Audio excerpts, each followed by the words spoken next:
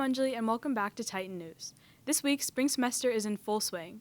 Junior meetings have just ended, so juniors, make sure to start working on the organizational tool your counselor sent you. Sophomores and freshmen, you guys are up next, so start thinking about any classes you want to take.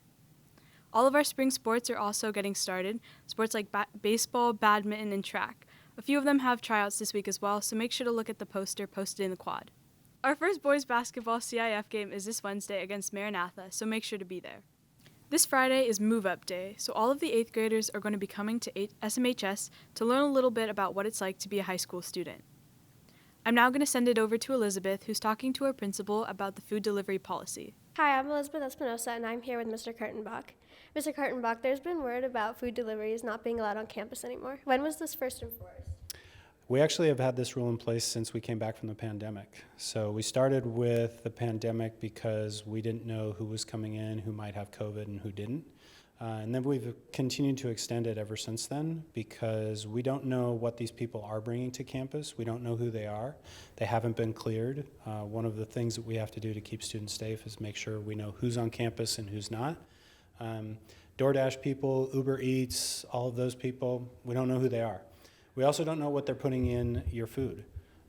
Obviously, they should be on the up and up, but we don't know for sure. Students who meet people outside, we don't know who they are and what they might want to do with our students, so it's part of our ability to keep students safe. Thank you. And is there anything else you'd like to add on the matter? No, I think I encourage people to ask questions. I'm glad that you guys are interviewing me so that we can make sure people really understand why the decision was made, and it's all about student safety. Okay, thank you, and back to you. Thanks, Elizabeth.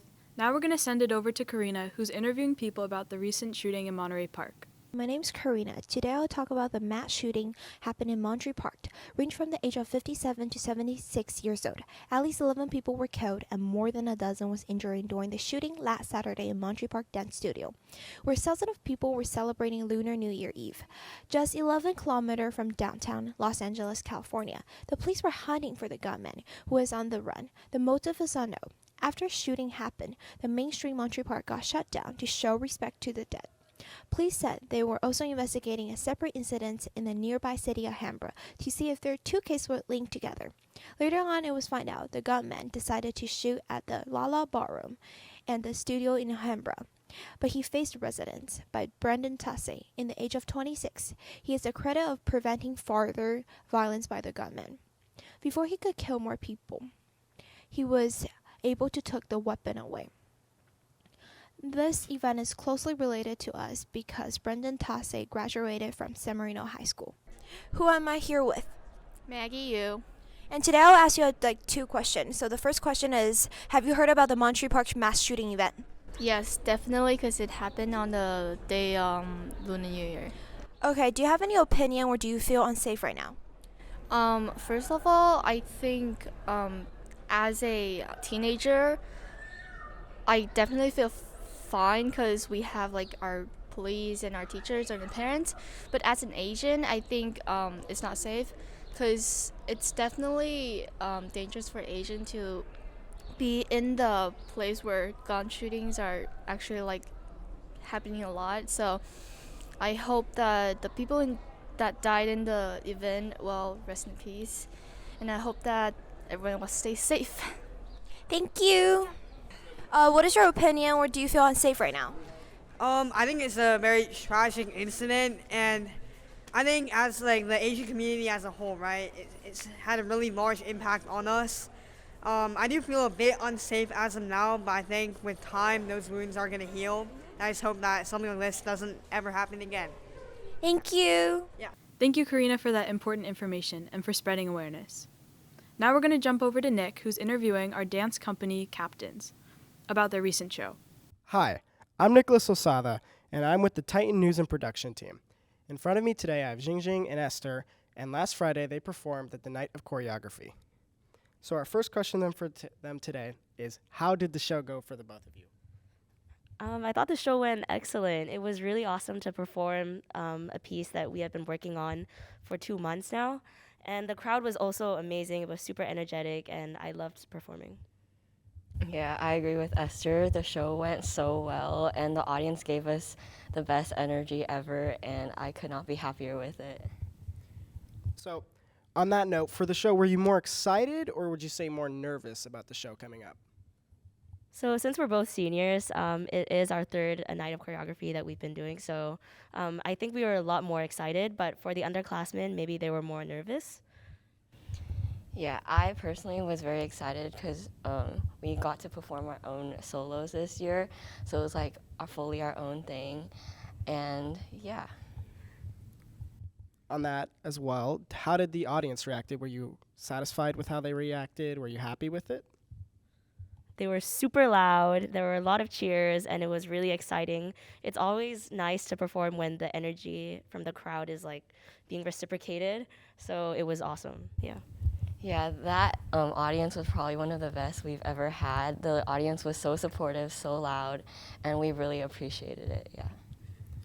So I know you said earlier that the show took about 2 months to prepare. Was it constant practicing? Were there any other things you were doing it, or was it just for the show?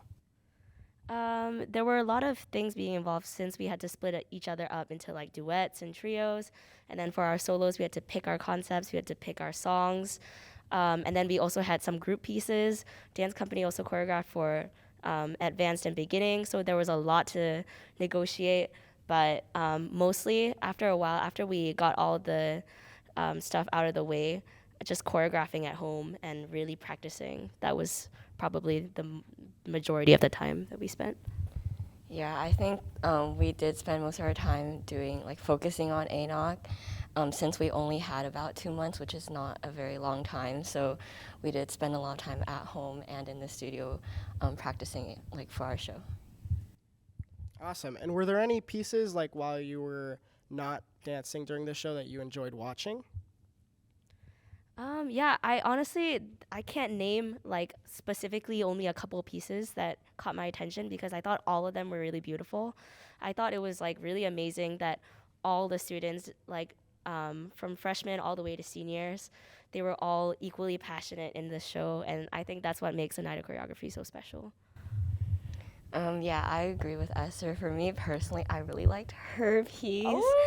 And just in general, like the lighting and everything, when you watch it come together, it's just such a surreal feeling and it's just so special. So, yeah. Great. And how about next show? Are you guys looking forward to that one? Are you guys practicing for that one already? We're really nervous because Dance Central is the biggest show of the year, and we know that a lot goes into it. We prepped for it last year, and it like almost like sapped all of the life out of us. So we're really nervous yet excited to go back into that again. Yeah.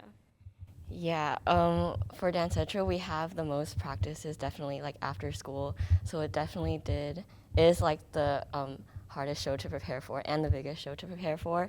So we are very excited for it, though, so please come watch Dance Central. Yeah. Well, thank you very much for the interview. Well, now we have something to look forward to for Dance Central whenever the date is decided. Thank you for watching. What a fun show.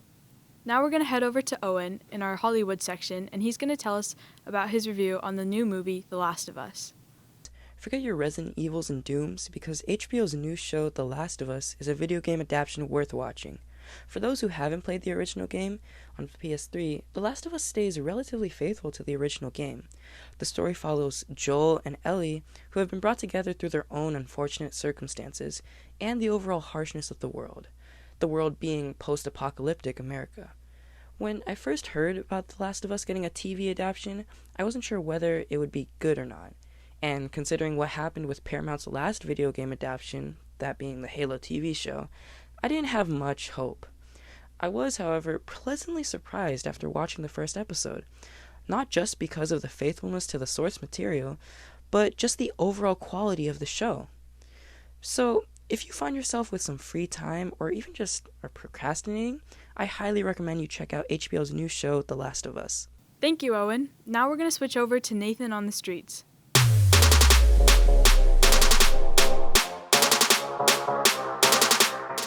It's Nathan on the street.